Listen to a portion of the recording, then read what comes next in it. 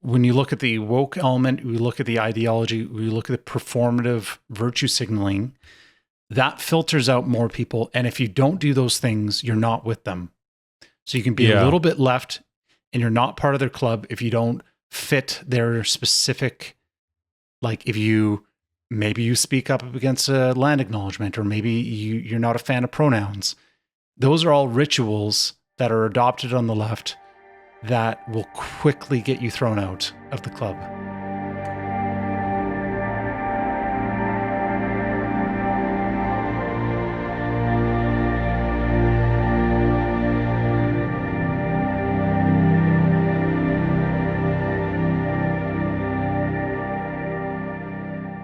And welcome back to another episode of the Critical Compass. I'm James, and this is Mike. And today we're going to be talking about elections and drawing some parallels between the provincial elections here in Canada and the federal elections, the presidential race in the United States. More specifically, what it means to have a democracy when we have a compromised and biased media. And we can see a lot of parallels between what's happening here in Canada. And from what it seems, it almost seems like, well, one party is almost running against another party and the media apparatus. It's not really, they're doing extra work. It's not really a fair fight, if from my perspective. Yeah, that sounds about right. Yeah, it's they're facing it from all directions if you dare to be anything other than the leftist of the left, right? Well, and we both started on the left, and for myself, I remember a time where my perspective of what it meant to be a conservative was obviously colored by these popular notions. And some of these are like, well, okay, well, conservative they don't care about poor people. They don't care about like these baseline human rights. They don't care about, or they are racist, or they're very like self-serving. And those ideas were in my head until they were challenged, and I had to start thinking about them a little bit differently, but the atmosphere was there. Yeah. And there was this notion I remember very, very clearly, watching guys like Jon Stewart and Stephen Colbert and stuff. And they were good at the time. Like they were, obviously they were funny guys and the shows were good, but they had me believing really seriously that like we lived, and I mean, I was young at the time, younger, but that we lived in an environment of like, it's those couple, renegade, rogue, liberal media outlets against the world, right? When really it's kind of always been, there's definitely, at least in the time that I've been alive, there's been far more in number and in volume of left-leaning media outlets than right. And I don't know why, I just believed that it was like, oh, it was MSNBC, or it was, those couple comedy shows. And then everything else was right wing, and we were the counterculture, and we were the, standing up against the man, right? But it just hasn't been like that in my lifetime anyway, and especially so now. Well, in the United States, you do have Fox News, and people they see Fox News as a juggernaut, and they think, well, they're the rightest of the right. But you look at their actual coverage and everything, they're not as right as you spend any amount of time on Twitter and you find out that like Fox News is, first of all, it's never mentioned. People don't even care about it because they're not diving really into the topics that a lot of these conservatives really care about to the degree. There's obviously some maybe less informed or less critical thinking people that will just export their thinking to the media on the right and the left. And I think on the right, you will have somebody like Fox News doing that for people. In Canada, if you look at like our corporate media has been very much left dominated. Oh yeah. And because like they're all center left, like CTV, Global, and like CBC. Especially CBC. Well, and they're all partially federally funded. So the CBC gets direct, like $1 billion per year, in funding, and then that's in direct funding, and then you have like ads and other like subsidies and these kind of less measurable ways of funding as well. So the fact that their messaging has been mostly unified on a lot of these issues is not surprising given their funding. We know that like funding can be pulled. So if you if you have the wrong ideas in certain places, you don't want to upset the sources of funding. Mm-hmm. So that's very much that's a fact, regardless of what happens. But the only place that I've seen it kind of break the mold is the more local you get, you seem to get like a little bit more like balanced. If there's less top-down programming with something and somebody's just covering an event and it's local, oftentimes they're like, well, here's just what we saw. Yeah. But as you get up to the levels, the coverage becomes more editorialized and there's more crafting of the messaging. And you find that, well, the views that are displayed through the media aligns with a lot of these ideologies that we see floating around. Well, isn't that so emblematic of, the general problem with simplified, coordinated messaging, where when you actually drill down to the minutia, the issues themselves are relatively uncontroversial. There are, if you're thinking about a local newscast, like, there was a traffic accident today in this area, and there was a robbery here, and there was a local union protest for this, and these are very everyday issues for more people. And then as you go up in the next media level, the coverage starts to become more abstract and more about maybe the intention is good, or maybe it's a necessity to speak in more abstracts as the higher you go. But yeah, then you end up with nightly editorial on the National where it's conservatives bad and liberals good. Like how did we get from here's what happened in your neighborhood to here's how you should feel about everything political? Well, and I guess there's a difference of saying, here's what we're observing, and you're passing that information on to people who are watching. And there's another level to be like, okay, well, we're seeing an increase of drug use and we need safe supply so that people are protected and we don't have as many deaths. That's a conclusion first way of reporting. Right. And I think we're seeing that a lot more, like where you have the moral aspect of it interwoven into the coverage more often than not, or you don't have something that challenges. Maybe you'll bring somebody on and they have a very particular point of view. And it is amazing that in some cases, certain guests are challenged. And in other cases, guests they have free reign to say whatever without any challenge, even though the ideas, if you try to break down the individual ideas, they are quite extreme. Like you have anybody who's talking about gender ideology on a newscast that goes unchallenged to make statements about biology. That goes unchallenged, but you have anybody who's contrary to that and they will get challenged that they're hateful or like, well, we can't talk about this, or like you don't have the same vibes from whoever's doing the interview. And we're going to see in a clip, probably not the first one, but the second one, where maybe it is the first one, where some claims are made about John Rustad in BC. We're going to talk about the BC election. Supposedly they had an election. I don't know. As of this recording on Wednesday, October 23rd, we still have no news. That was 4 days ago before we recorded this, and apparently it could take another week or two. So they're ridiculous. Still messing around with mail-in ballots and they're finger painting at this point. There's some side activities going on. Yeah, it's really bad. And so we're gonna hear some comments about where I was going with this is that apparently John Rustad is a climate change denier.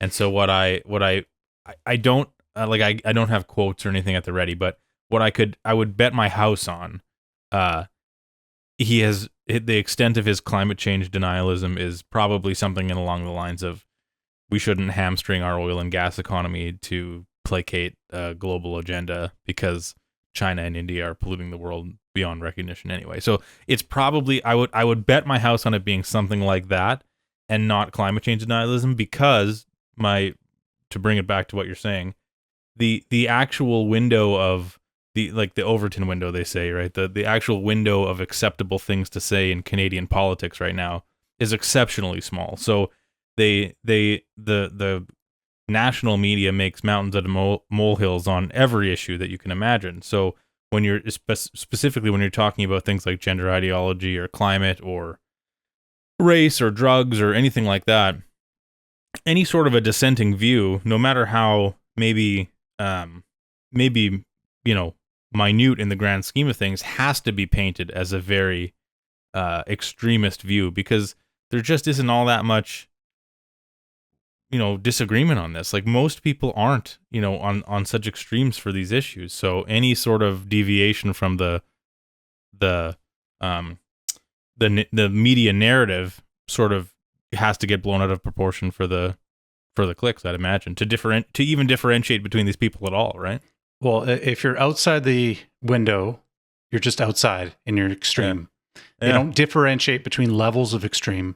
How far outside you are, yeah. Yeah, because you could say, well, CO2 is plant food, and there's still some debate on the extent which CO2 is harmful. Yeah. Like, you can find scientists debating that very fact, and like to think there's a consensus is maybe a little bit, it's jumping the gun. And so anyone can go and read what's his name, something Epstein, who wrote Fossil Future, Alex Epstein. Anyone can go read that book. It's in every single bookstore, and he can show you the exact studies and the exact the amount of scientists that there are active in the space talking right now. There is no consensus. The notion that there's a consensus about the extent, the degree, the timeline of anthropocentric climate change is nonsense. There is no consensus. It's ridiculous to assume that.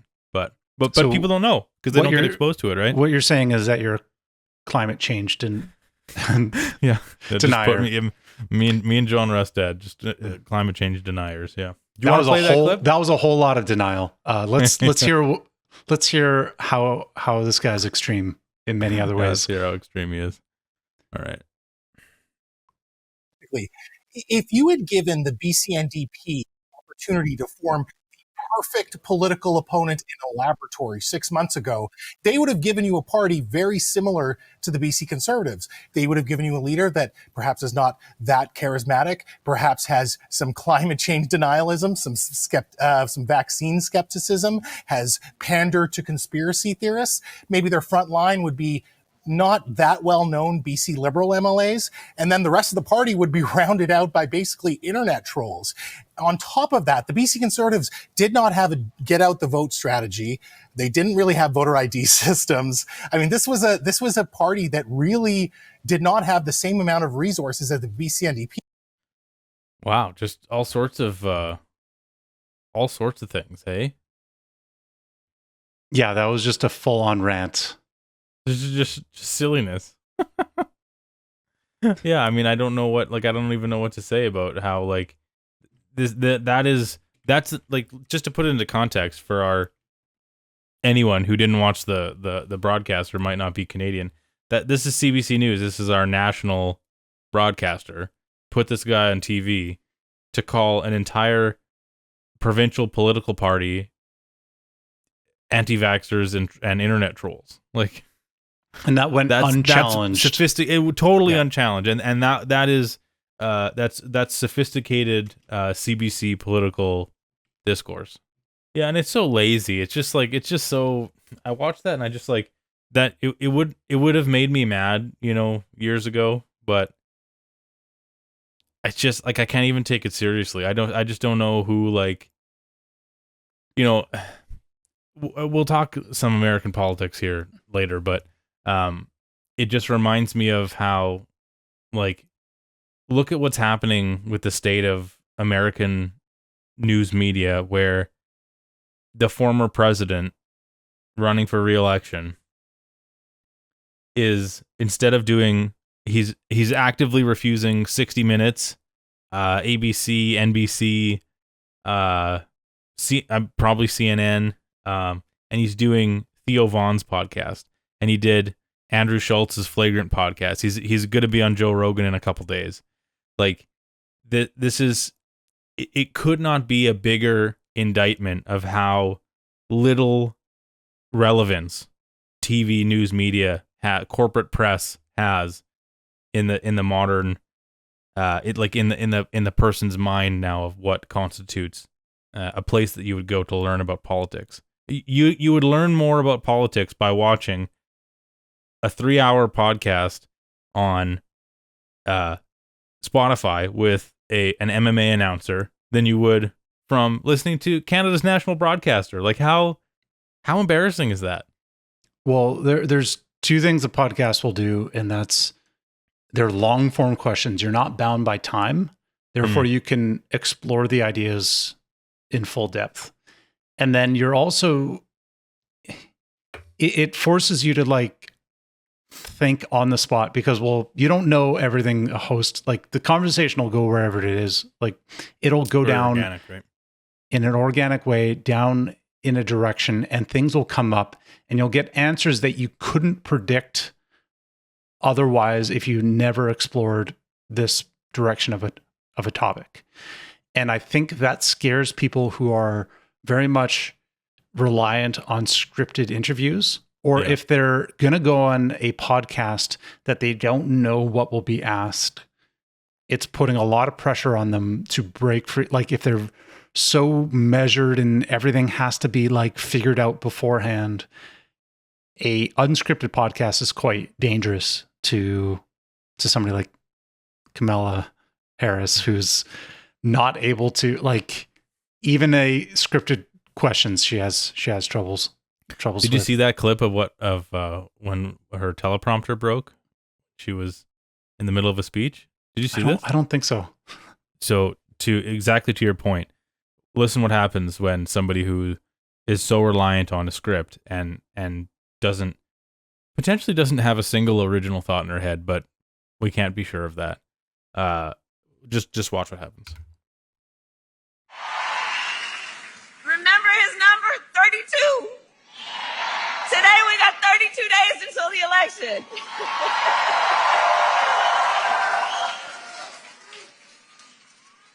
There it goes. So 32 days. 32 days.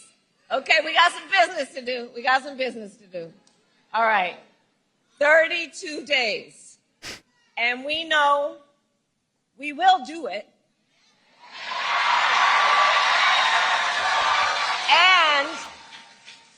And this is going to be a very tight race until the very end. This is going to be a very tight race until the very end. We are the underdog, and we know we have some hard work ahead. But here's that's so bad. It's like somebody doing a presentation and you phone it in and you're just making shit up. Yeah, just as you go along, like sort of like what we do, but on a much bigger stage, with much higher consequences. Did you see her face like just drop? Just as like literally just like. I will say, here we go. If you're not expecting it, that will throw somebody off. But oh, sure, you should also just be, if you're in that position, you should be better at just being able to like explore ideas, continue your train of thought. Like you'd expect a little bit more. Speech? Yeah. Like maybe like wouldn't you have practiced it? Even if you don't remember the exact words, you can just go to your next point, and then when it comes back, you can kind of pick back up with the specifics. But it's like, I really honestly believe that she doesn't have a next point. Like I think this is why Dave Smith's talked about this before, and we're going to actually hear from him later, but he's talked about this before about how like from what we know of Kamala Harris, she's not she's not a real person. She's exactly what whoever is handling her wants her to be. And that's why the establishment and like the machine, if you will, likes her so much, because she'll just say the lines. She'll just, whatever you feed her, she will repeat, be, you know, as relatively charming as she can be doing it. But she doesn't have, you know, firm policy positions on anything, because I just don't think that she's considered it. I think that she just wants to, like, she's one of those people that just wants to accumulate power and status for the sake of it, and will just do, you know, what it takes to get there. And there are lots of people like that, but oftentimes those people will still have, you know, firmly held beliefs on things and opinions on stuff. But if you're to take Kamala Harris's word for it, she's a gun-toting, Dick Cheney endorsement, you know, thanking, pro-fracking Democrat. And it's like, none of this is congruent with what she's ever said or the party has traditionally ever stood for. So anyway, that's a if you don't really see her personality come up, or you don't see her exploring ideas in any of the like interviews. It's very much very scripted talking very points. Reactionary, very, very positioned in a way of, well, I'm not Trump. Yeah. Like, you know, whatever he wants, we want the opposite of that. And we do see some parallels to what's happening in Canada, with one line in that was actually really interesting. We are the underdog. Which is like, well, what does that mean? She has the entire media apparatus behind her. She's currently vice president. She's the current vice president, yeah. So anytime she says, we're going to fix things, we're going to do it, vote for me, we'll do it. It's like, why aren't you doing it right now? Just do it. Like, just do it anyway. It should be being done at this moment. Like, actually, you should be doing it now. You should be racing to do it now, just in case you don't win, right? Exactly. Like, you're already in the position where you can do this. Don't say vote us in and then we'll do it. That's the same thing with, you look at Trudeau and some of his promises, and he's run multiple times. And if you compare some of the messaging of like, well, we're going to build more houses. I was like, well, what about the last 4 years? What about before that? Or anytime he talks about clean water or like Indigenous, like we're going to improve the conditions for Indigenous people. It's like, that's what you ran on in 2015. Yeah. So 9 years later, what have you done in those 9 years? For any American listeners that we might have, we have an equivalent of Flint, Michigan in Canada, in northern Manitoba. I don't know the name of the town, but it's an Indigenous reservation that has had a boil water advisory for, well, has over 9 years now. We know that it's since he got into office in 2015 till now. It's never been fixed. There's a clip out there. I don't know if we have to short. Maybe we'll link to it, of an Indigenous protester crashing one of his multiple $1,000 play tonight dinners, fundraisers. Do you know this clip? No. And they get her ushered out of there, and he thanks her for her donation as they're dragging her out. She has a sign up of like, I've seen this.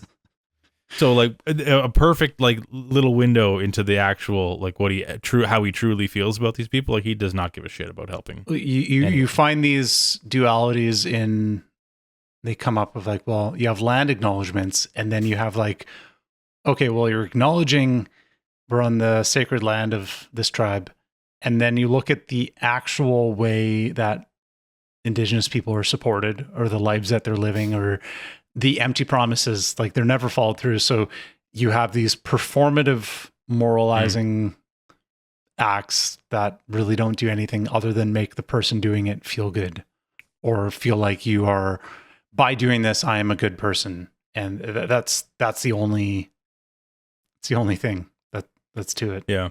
Who was the comedian that was like, why he doesn't allow land acknowledgements at his shows? Because he's like, what are you gonna do? Give it back? No one's giving it back. So why are we here? Why are we doing this?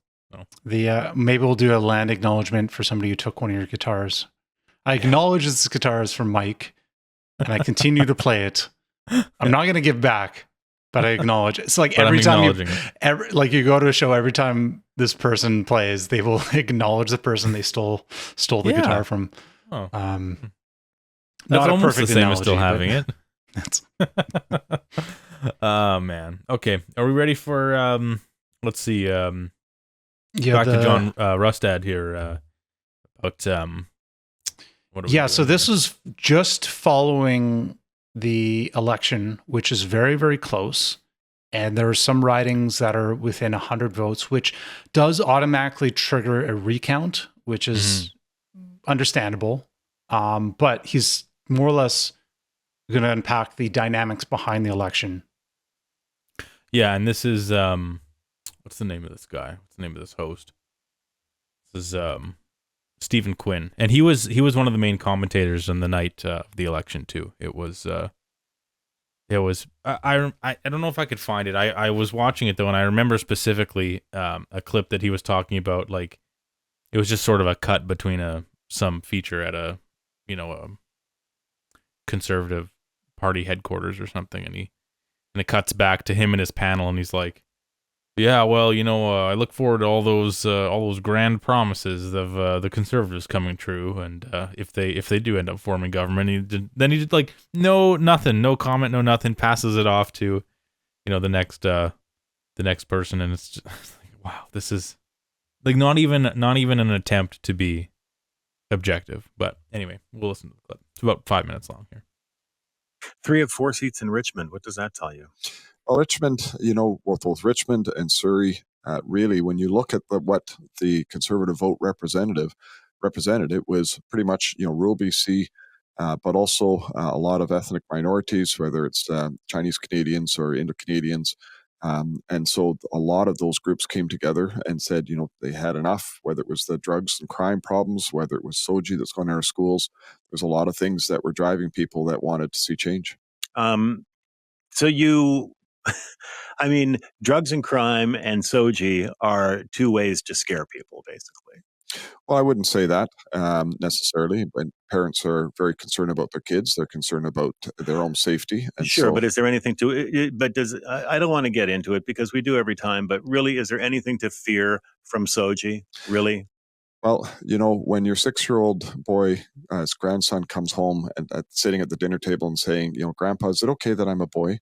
At 6 years old, should they really be asking those questions? Why not? Why wouldn't they ask a question? Well, that's a question I think that the electorate looks at and says, they don't find that acceptable. When you look at also, quite frankly, the pornography that is in our schools. There is no pornography involved in the SOGI program. There is no pornography in the SOGI program. And I don't want to go through this again because we go through it every time.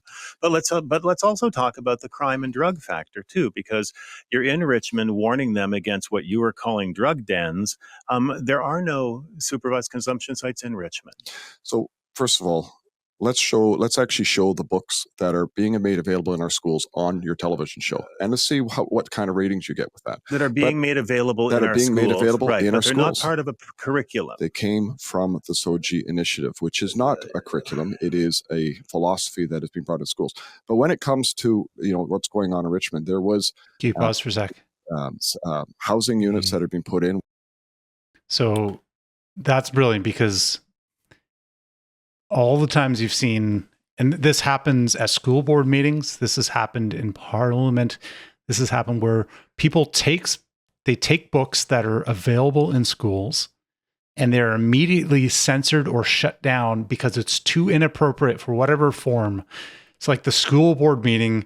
It's like, well, you can't say all these, you can't describe that sexual act because that's too graphic. Or for this meeting of adults. Or it's unparliamentary language. Yeah. And you're like, well, yeah, if we can't read it in Parliament, why are these books available for like a 10-year-old in these schools? And there's a perfect microcosm there of it's not happening. It happens sometimes. and then they moved on, but it eventually would have been, it's a good thing that it's happening. There is no pornography in schools. Okay, the pornography is there, but it's not directly part of the SOGI initiatives. Okay, well, it's the SOGI initiatives isn't a program per se, but the books were initially acquired by the philosophy that allowed that program to proliferate through the schools. What a joke, eh? Well, and then they'll just say like, well, the books are, it's necessary to prepare kids for a greater understanding of sexuality, and like they'll just dismiss the vulgarity or the appropriateness. And in topics like this, conservatives are painted. We saw this in our coverage of the Million March for Kids.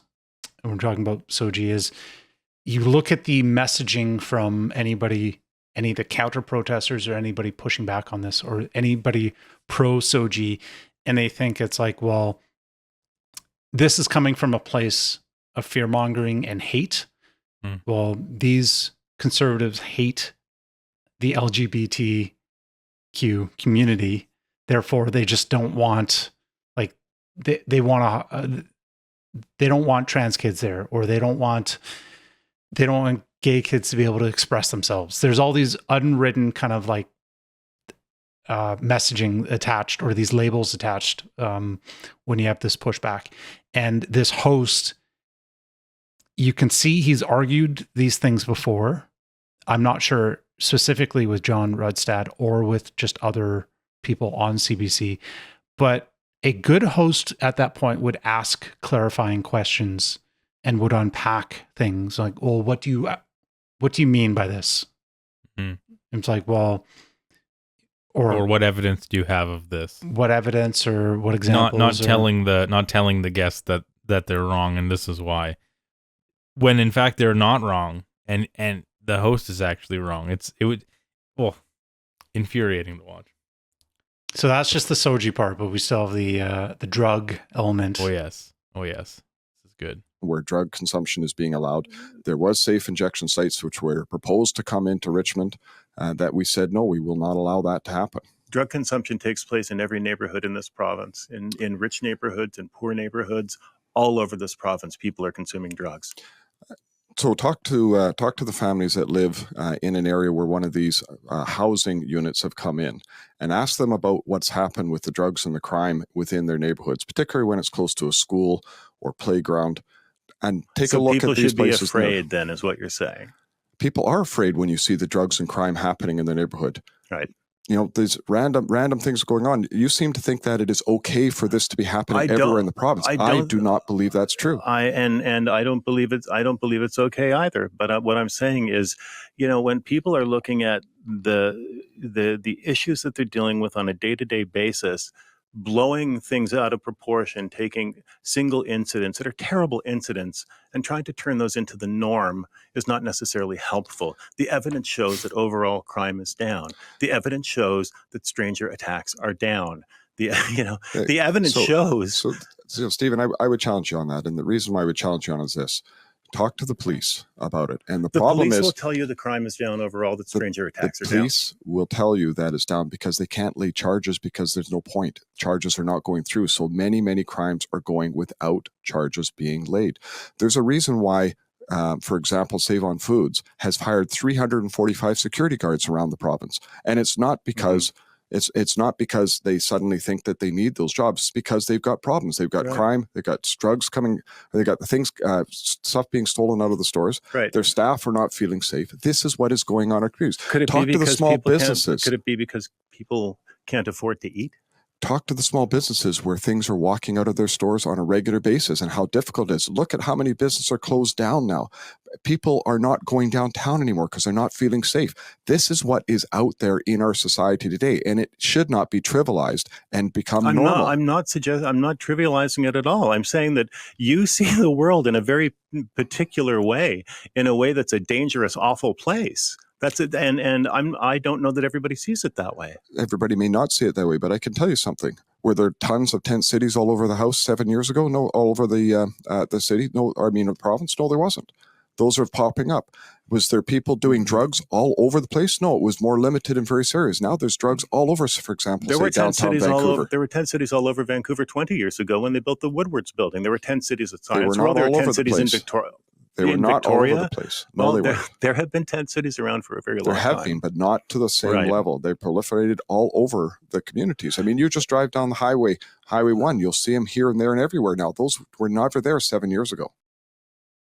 Well, that last portion just in particular reminded me of the J.D. Vance's reply to that reporter when they were talking about the Venezuelan gangs taking over those apartment complexes in I can't remember what state it was, but where she was like, it's not several apartment complexes or something, and he was like, how many apartment complexes being taken over by Venezuelan gangs is acceptable to you? Like, yeah, like sorry, what level of increase is? Yeah, like how many, Stephen Quinn, how many tent cities are acceptable? And also before that, did you notice how he told on himself a little bit there?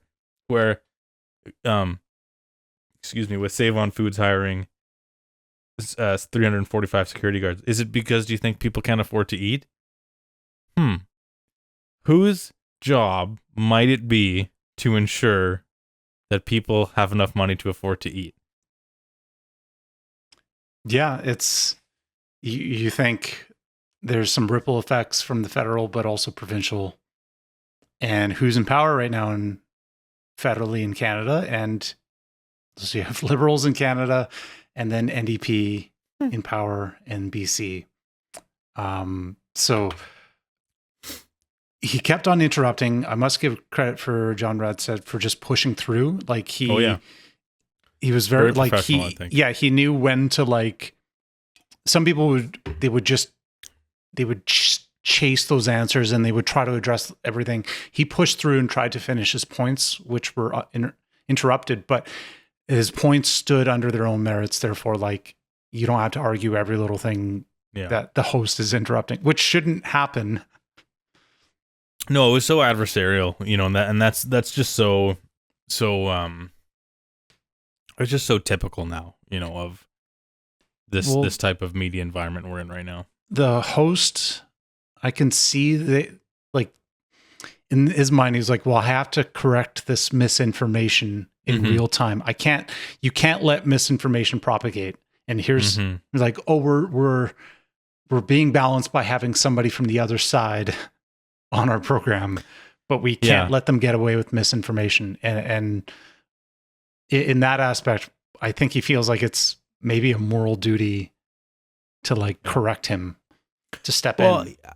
That's probably true. I mean, that it's probably that. It's probably also somewhere in his contract where he's, he has to, provide X number of, pushbacks against conservative guests or something like that. But also it's very symptomatic of something I think we've talked about before, where the fundamental difference between how liberals and conservatives view each other, at least in the West, maybe in the last 10 to 15 years, in that, generally speaking, conservatives believe that liberals are wrong and liberals believe conservatives are evil. So you can't, if you believe somebody is evil, you can't you can't just disagree with them. You have to really hammer home how, everything about their worldview is somehow, evidence of a depraved character or something like that. If you're Rustad was excellent in this respect, I think, where he was just like, well, here's the things I'm hearing here. Like, you can go into these communities and ask these people, and this is what they're telling me. Like, here's what's happening on the ground. Like, where I'm not hiding behind statistics here, Like the host is saying, well, police will tell you that crimes are down. Well, what does that mean? Like, what does it mean crimes are down? Because any breathing, living human who lives in a city can see that, of course, crimes are not down. So is it a statistical manipulation? Like that's more of the point of that he was putting across. He was very, very level-headed, very, well, you're wrong about this and this is why. And it was not It wasn't preachy, and it wasn't dramatic or dramatized at all. So and at no point was John Rustad attacking the host in the same way. Like, he was just saying, here's what we're seeing, here are the reasons behind it, and he was exploring those ideas.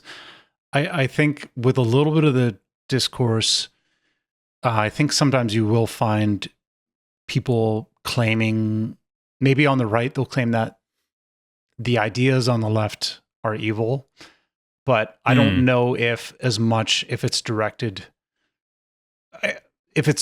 as much at the individuals. I think I know what you're saying. It's directed more to more at the ideology itself, the framework I think, behind it, or that allows for a framework that allows, that confuses kids and then gives them drugs to try to fix a problem that is mostly mental.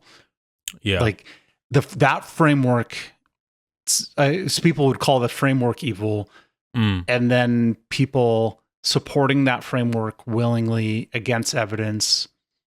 So I've maybe seen a little bit of that, but at the same time, there are those that, since the right is getting more and more center left people who are thrown out of the, they're thrown out of the club because they have the wrong opinions.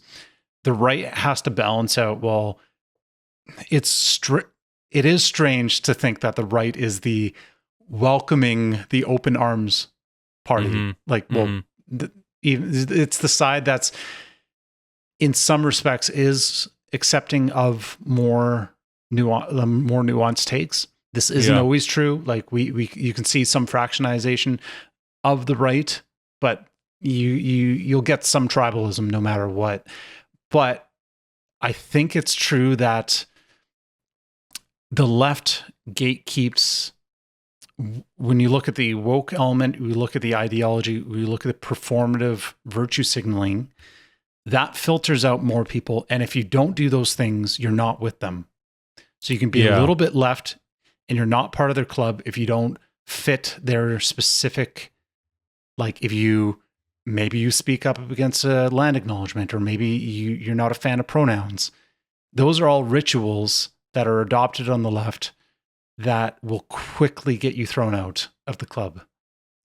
Yeah, and to go back to your initial comment there, I think probably if I was being more fair, I would say if the left believes that the right is evil, in a similar, to use a more emotional language, probably the right believes that the left is stupid and gullible, would probably be the prevailing assessment of, if the left believes that people who are right wing are evil, then the right wing would believe that the left are stupid, because it's not.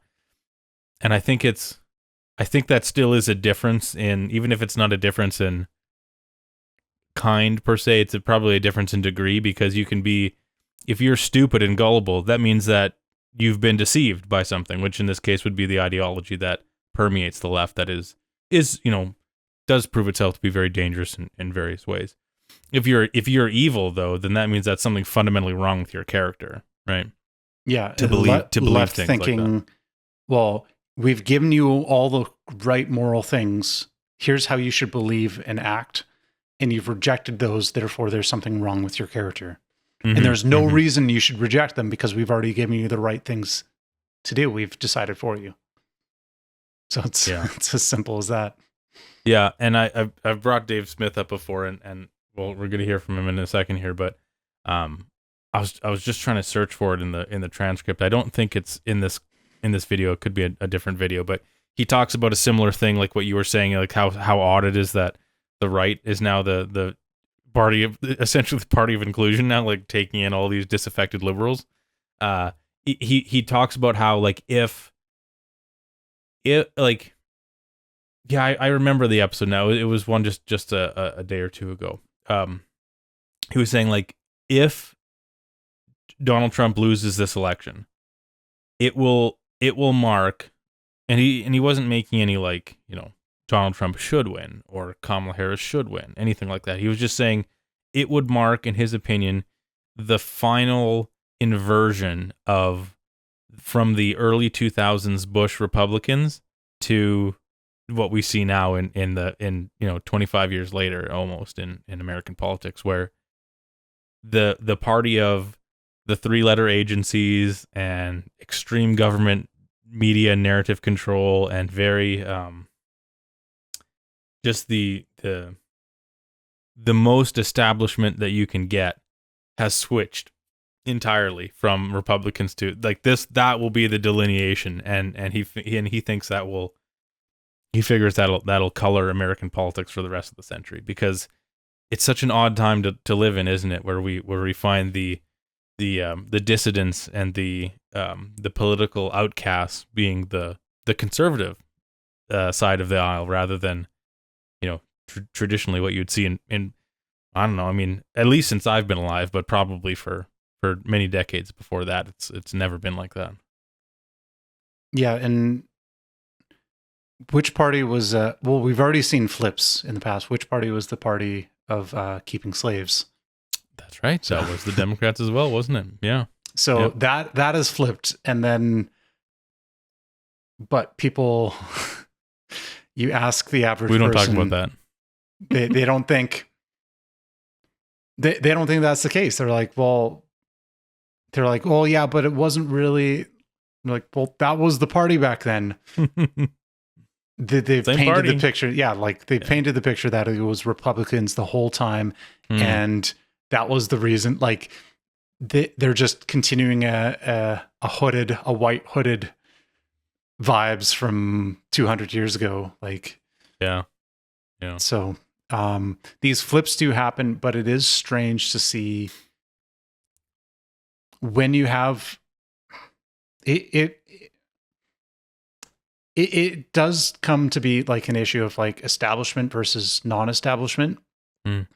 And in this case, Donald Trump is saying, well, he's going to do his own thing. So he is, in some respect, anti-establishment. There are some libertarians and others who will say, well, he's not anti-establishment enough. Like he's on certain issues, he's still not really going his own way, or he's still not pushing back in the way that he should. And you're finding the same in Canada as well. Of like, well, there are different degrees of that. And I think there are some things that no matter what party you're from, it's not, you're not allowed to have a dissenting opinion on. Yeah. So in Canada, you may still have the Conservatives being a little bit of like the liberal light, like a light version of the liberal on some issues, where they've pushed back on some things hard, and then we're still waiting for them to like push back on certain other fundamental issues, which I don't know. Like if you have both parties playing safe on certain issues, then you basically just, that one issue is not going to change. Yeah, I'll be curious to see when the Conservatives form their majority. I'll be curious to see what the extent of what Poilievre truly believes. That he's been. I mean, he's a fairly open book, I think, historically, and he's been, very outspoken over the years. He has sort of buttoned down a little bit since he's become leader. I think to not, I think he ruffles enough feathers just naturally how he is. I don't think he has to, go out of his way. But I'd be curious to the extent that he is itching to undo a decade of shitty policy. Yeah. But so I guess in these cases, you're still dealing with a party, and well, maybe the question is, how much should Poilievre and the Conservatives try to play up and look as appealing to the most compromised, most leftist, most woke voter, in the same way that like, is Donald Trump trying to convince these white guys for Harris, like these, the dudes that are fully on the train, like they're on the bandwagon, they have full trust in the media, and they're living in a completely different world. So in these cases, do you just play to your principles, or do you try to convince the people who already hate you and they're still going to hate you? You're probably not going to convince them just by like pandering. So that's always a balance to play of like, well, the most extremes will always alienate people. Being somewhere in the middle, you'll capture a wider net. But if you compromise fundamental principles, then the people that are fundamentally your base, some of them will lose respect if that comes at the expense of principles. And that's a risk in Canada and the US. Well, that's pretty recent history in Canada too. That's what lost Aaron O'Toole the election, I think, in 2021, because he kind of at the last minute there flip-flopped on a couple things. Most notably the gun laws. They got him so good on the gun laws. He just fell right into the media narrative, and you can't do that. Especially in west of center. Basically, that's a pretty sacred thing that you don't touch if you're a conservative leader. And I think probably, I don't know if it's confirmed that that's what it was, but that I'm very sure was a big nail in his coffin for why he didn't quite get over the edge. Wasn't helping. No. And so on that note, why don't we listen to Dave Smith talk about why no one trusts the media anymore? just to put a bow on. Nail in the coffin. Yeah. Yeah. I saw a poll yesterday that I think was the most important poll that I've seen in this presidential election cycle. It was done by Gallup, and it had nothing to do with the presidential election. I think it's far more important than whether Trump's up or Kamala Harris is up. But Gallup just did a poll on Americans' trust in media. Now, they've been keeping track of these numbers since 1972, and the latest one for 2024 just came out, and it's pretty remarkable. So just to look at this, the percentage of Americans who say that they have, when they ask how much trust and confidence do you have in mass media, such as newspapers, TV, and radio. So they're asking about the corporate media, as we call it, what's often been dubbed the mainstream media or the lamestream media, if you're a cool Republican boomer. But the percentage of people who say they have none at all, no trust in media whatsoever. When I was born in 1983, it was around 7%.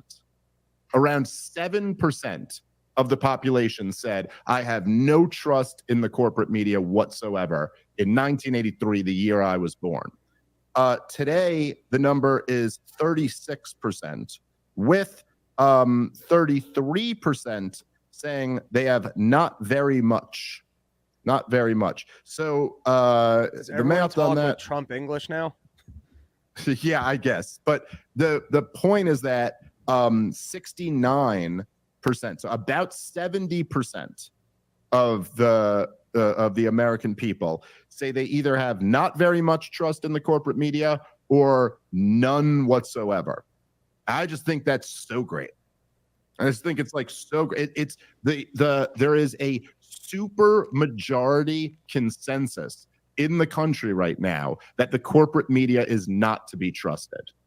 And that alone, I don't see how you could possibly not, like, how you could be pessimistic in the face of that, where you have this, like, the corrupt regime has had a monopoly on information for my entire lifetime until they lost it really in the last decade.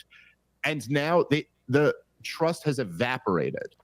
Now, I don't know. We're very far from getting a super majority consensus in the United States of America that we should have sound money, or that we should have balanced budgets, or that we should have deregulation, or that we should have, drastic cuts in spending or taxes, or any of these great things that we'd love to see.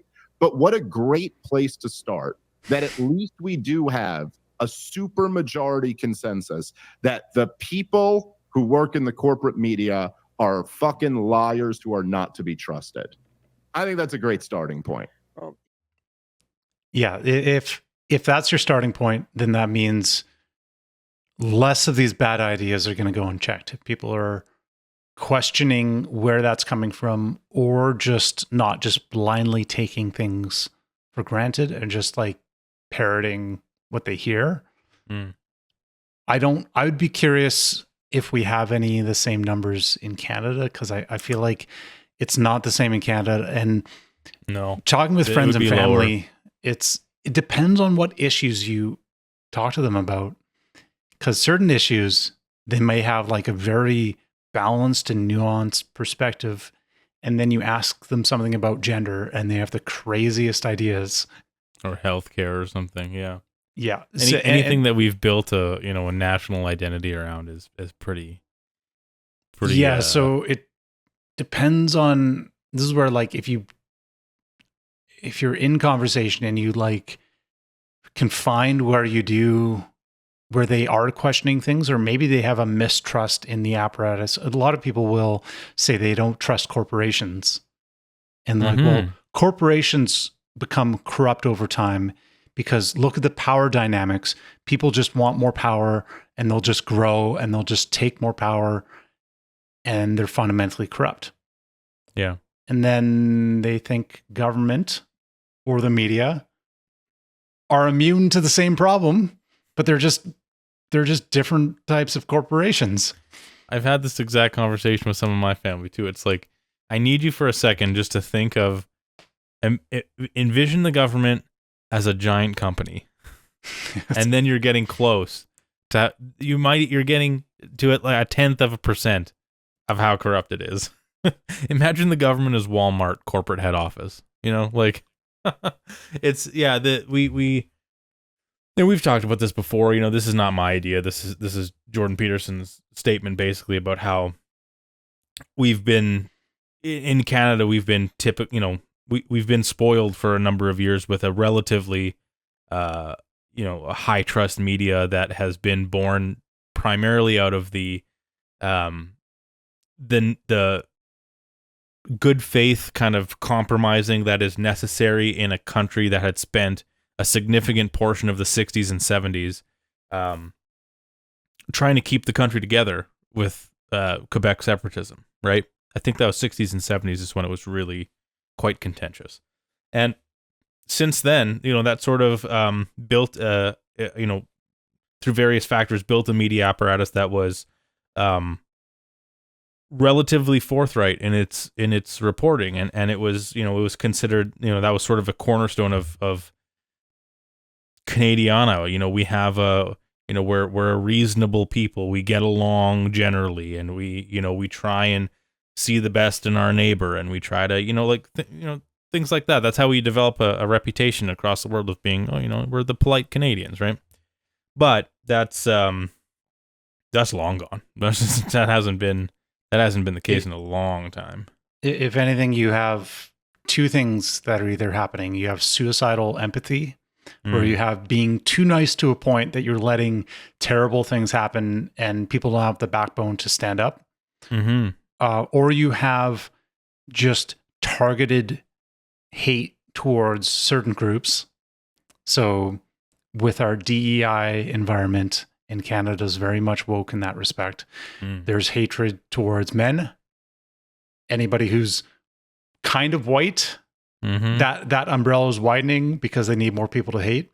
So, Mike, you may be too white. You're too much of a man, and you're too white, and you're too straight. Therefore, you are an oppressor in three dynamics. I have heard actually that gay men are actually no longer even considered oppressed. Like they don't count anymore. They don't get the any sort of oppression points for that. Yeah. So you get moved around to these dynamics, but so in our tolerant, compassionate Canadian society, there's a lot of hate and there's a lot of demonization of groups based on these identity markers. So this is a far, I don't know. It's hard to like know the level of hate and like disdain that people have, but I feel like your national identity gets watered down when you have leaders that say, well, like there's no Canadian culture or there's nothing special about Canada. And when you're replacing your population, like basically doubling your population over however every 10 years, we're on track to double it. I think every 10 years. That number may vary, but it also depends on the exact number of immigrants versus permanent residents versus students versus how many get in that way.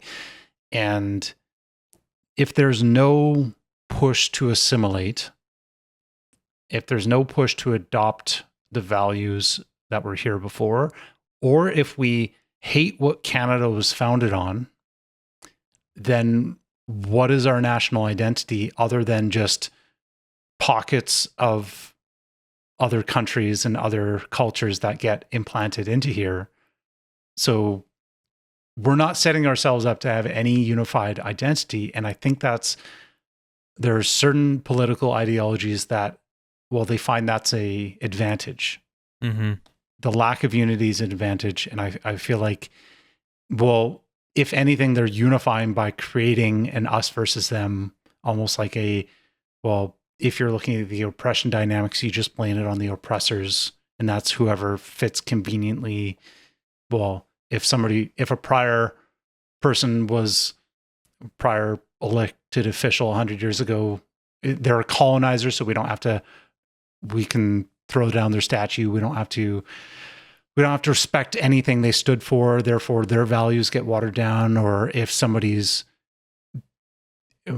they're part of this, if they're a straight male, then they're an oppressor. And you can direct hate. You can still have a unity for people who benefit. You can still have a unity on these other dynamics. And I think we're seeing this from the left, and we're seeing these in these elections. You're seeing the label of racist, trolls, anti-vaxxers. These are just new ways to hate, and they unify people over hate rather than an actual understanding of issues. Yes.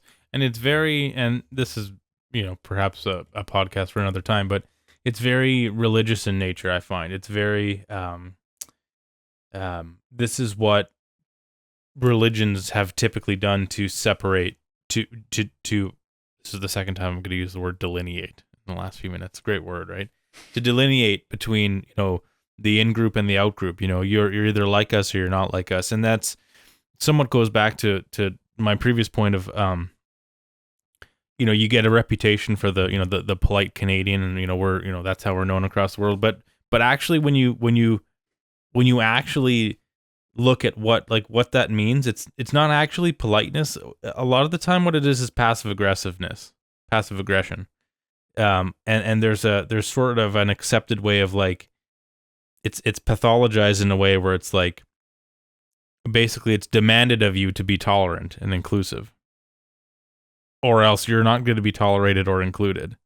So it's sort of it's not real inclusion. It's a sort of like how, I don't know, sort of a cult mentality, sort of I gotta form my idea a little bit better before I say this, but it's an identity without a basis, It's defined by what it's against more than what it represents. Do you know what I'm saying? It's almost a performative inclusion. Mm-hmm. You're saying you're including, you're inclusive within a certain defined framework. Yeah. And if somebody doesn't fit that framework, they're excluded because they're not inclusive enough. That's right. Yeah. It's sort of, it's self-limiting like that. And it's very, it's typically what it boils down to is, exactly the things that you were mentioning, race, sexuality, gender identity, these are what the actual inclusiveness, quote unquote, that they want is, people who their most obvious physical attributes are varied, but the things that they believe are in lockstep. They just want people who look different to believe and talk about and say and preach the same thing. So that's not the type of diversity, I don't think, that is robust in the long term. It's just it's exactly like you said. It's performative. It's, hey, look at this group of diverse people. We all believe and think exactly the same, but boy, do we look different. And that person's in a wheelchair, and that person's is an immigrant, and that person has a burqa or a turban on, and look how inclusive we are. Yeah, it's the superficial versus actual intellectual differences, and this is where I'm always curious on, like, if you can observe politicians or any political commenters wrestle with ideas that they don't like or they don't agree with, or if somebody says something and if you could watch somebody in real time explore that idea under its own merits rather than I was told that was a wrong idea. Mm-hmm. That's the difference. It's like dogmatic thinking is that's a no-go zone. We can't even think about that. Mm-hmm. Therefore, it's bad, and you're just going to shut it out. Versus somebody who say, "Well, okay, what do you mean by that?" Or let's unpack that. Or okay, that may be true in this way, but here's where I disagree. There's like a whole other range of discourse, and you can tell where it's healthy disagreements versus dogmatic disagreements, and we want the healthy disagreements to flourish. So yeah, and maybe I know we're sort of straying here, but it reminds me of I don't know if it was you and me or if it was I was having this discussion somewhere else. Maybe we've even talked about it on the show. I can't remember anything these days. About how the Liberals' national school food program. No one is on the opposite side of the argument. We want children to be fed. The only difference is in who should be doing the feeding. Perhaps you are, if you're a liberal, you believe, and you're in favor of a national school food program. Perhaps you believe that, well, schools should be feeding kids because not all kids have proper nutritious food at home. They don't, maybe they don't. They're not getting 3 squares a day. And then if you're on the other side of that argument, maybe you identify as a conservative, and maybe you think, well, instead, why don't we create an economic environment that ensures that families are allowed to feed their kids themselves and aren't relying on a government program to do it? Because regardless of where you are on that argument, I think that it's pretty uncontroversial to understand that if the government provides you a service, then that means that they can also take that service away. If a budgetary cut happens here or a shift in priorities happens there. So what you do when you create, let's just say, a national food program, is if you create a national food program and you make children reliant on that, and then it goes away, well, then you've created a bigger problem than you had at the beginning before that program was even instituted. So yeah, it's when you actually get to the root of these issues, like you say, most people don't actually agree. Most people don't actually disagree on the fundamental issues. Should children have good, nutritious food? Yes, uncontroversially, of course. It's just a matter of the means of how we do that. They've defined the problem, but they haven't defined the root cause. That's the difference. Yeah. Because people say, well, there are kids that are hungry, and those kids need to eat. Everybody can agree on that. The solution is the disagreement, but partially because nobody talks about the root cause. And we're like, well, the root cause being, like you mentioned, an economic environment where people are struggling and they don't have enough money, and rising food costs and inflation. That would be the root cause of why this program is necessary. And then in this case, people that haven't trusted the ability of the government in other cases, who, well, even they say like, well, the Conservatives failed at this, or the NDP failed at that, and the Liberals failed at this, are now thinking like, yeah, but they're going to do a great job on this food program this time. This time they're really going to nail it. Yeah, like whatever they do this time, it's going to be cheap and effective, and like, yeah. And it's going to be robust, that it'll survive any shifts in the political environment. So, yeah. The answer is always, if you're on a certain side of the political aisle, the answer always seems to be, let's make a government program for that. But anyway, I think that's we'll get some good clips out of that discussion anyway. I don't know how we got there from election interference and the media, we're but just unpacking ideas in real time. That's how we get there. So that's good. We're good at that. Well, thanks a lot, James, as always, man. Yeah. Thank you for everybody who stuck around for the full hour. I hope you're finding this enjoyable, and yeah, we'll see you in the next episode.